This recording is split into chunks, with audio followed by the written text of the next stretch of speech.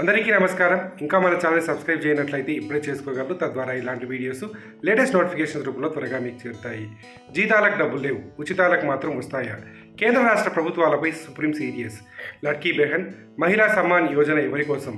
ఉచితాల పేరుతో ప్రజలను పనులకు దూరం చేస్తున్నారు. అభివృద్ధి గాలి కొద్దేసి ఫ్రీ పథకాలకు పెద్దపీట వేస్తున్నారు. ఉద్యోగులకు జీతాలు అడిగితే నిధుల కొరత అంటూ మొండి చెయ్యి.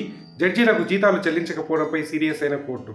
న్యాయమూర్తుల జీతాలు, పెన్షన్ల చెల్లింపులో నిర్లక్ష్యం వహిస్తూ ఉచిత పథకాలకు మాత్రం పెద్ద ఎత్తున నిధులు కేటాయిస్తున్న రాష్ట్ర ప్రభుత్వాలపై సుప్రీంకోర్టు తీవ్ర ఆగ్రహం వ్యక్తం చేసింది.